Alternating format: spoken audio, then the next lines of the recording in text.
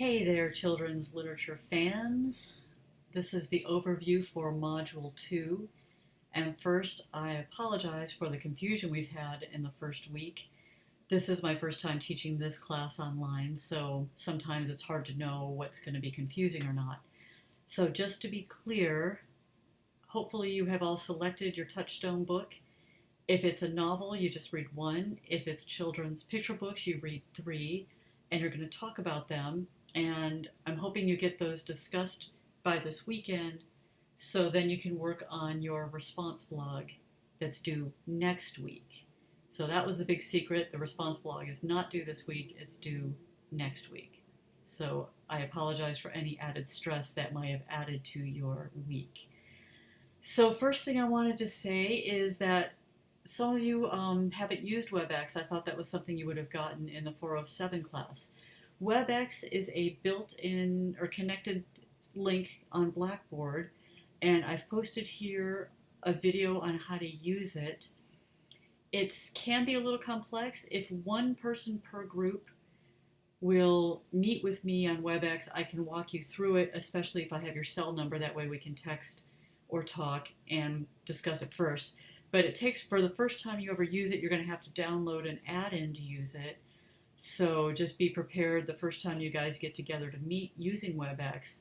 It'll take a little time for everybody to get on board. I've already talked to two groups, Taylor and Evan, who could probably help their group mates with it. But if the other two representatives could meet with me, it just takes about 5 minutes and we can figure it out, and then you can share it with your group. That's my recommendation. Okay, so once you've had your discussion, and the idea is I want you to have some interaction around children's books, not just be off on your own doing this.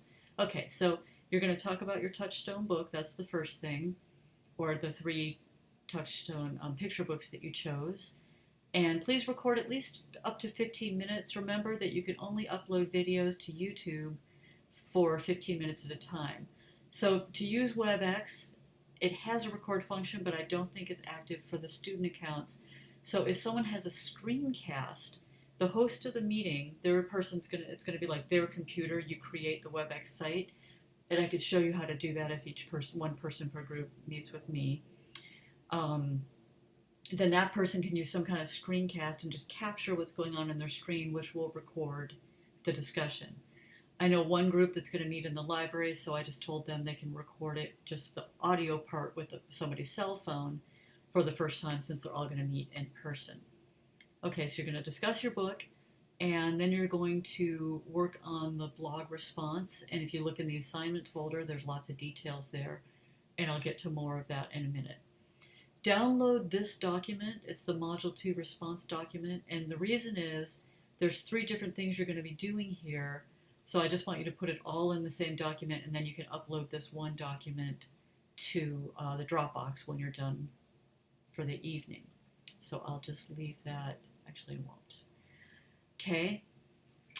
You're going to look at Children's Literature Awards. What are significant? What are some of the key awards in the United States and some of the other countries? Because internationally there are awards too. And you're going to do this little activity about Children's Literature Awards. I've included this PowerPoint for you. I'll just take a minute to walk you through it now, but you can scroll through it at your leisure. So,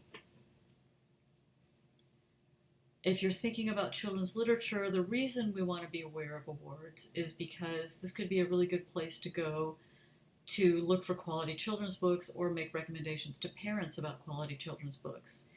Oftentimes the awards have the one book that won the award, and then 3 or 4 or 5 what they call honor books.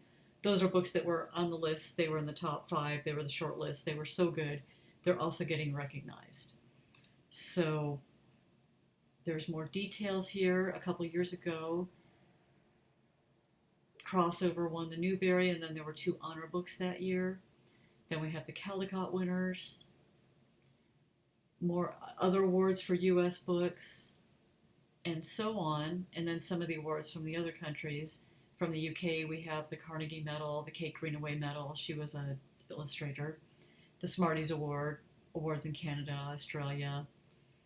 The International Literacy Association Children's Book Awards, U.S. Board on Books for Young People, the Phoenix Award, Hans Christian Andersen, etc. So that gives you some detail.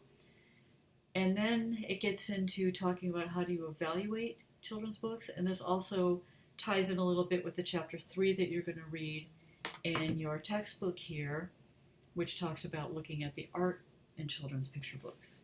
So this goes through some of the components to look for when you're evaluating a children's book, and it might be helpful to look through this first before you talk about your touchstone books, because then you'll have some things to consider as you're discussing your book. So this looks at genre, the genre study you did from the first week. This looks at those genre again, looking at what makes it quality. And then you can look at literary merit, author's background, portrayal of characters, etc.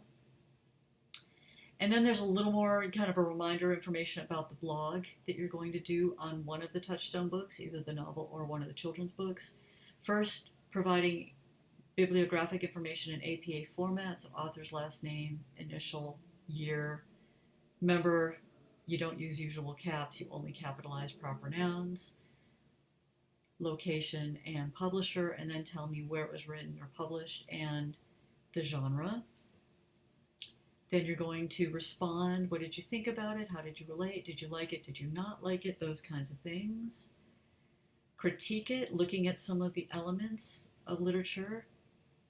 Give it a little bit of a critique, and then your lesson sketch. In this course, you're going to, or this module, you're going to look at writing an ABCD lesson objective, come up with discussion questions, a lesson activity, and at least 3 links to resources where you can find more information. So that PowerPoint is available for you here.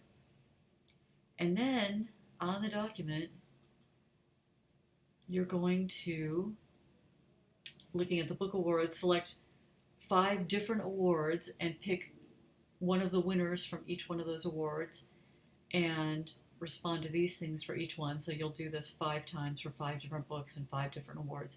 I want you to become really familiar with these book awards because they're so significant. And there's a lot of political stuff we could consider about them, but we're not going to right now. Okay, and then artistic quality of the picture book. So you're going to look through chapter 3 and some of the key elements that make a book artistic.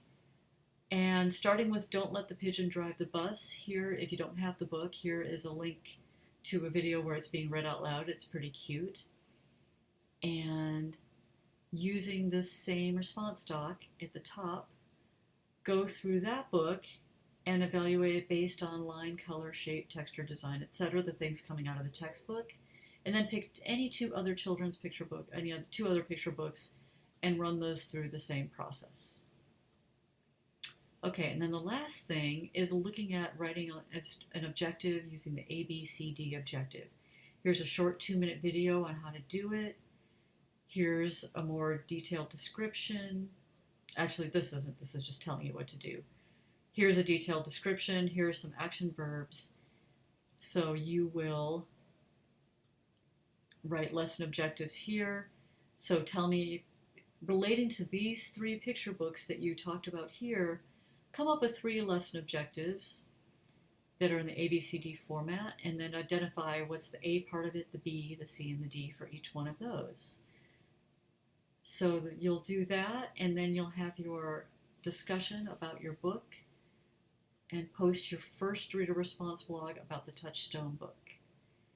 Remember to upload that Module 2 response document here in the Dropbox by next Thursday. So that should be it. Feel free to contact me if you have any questions.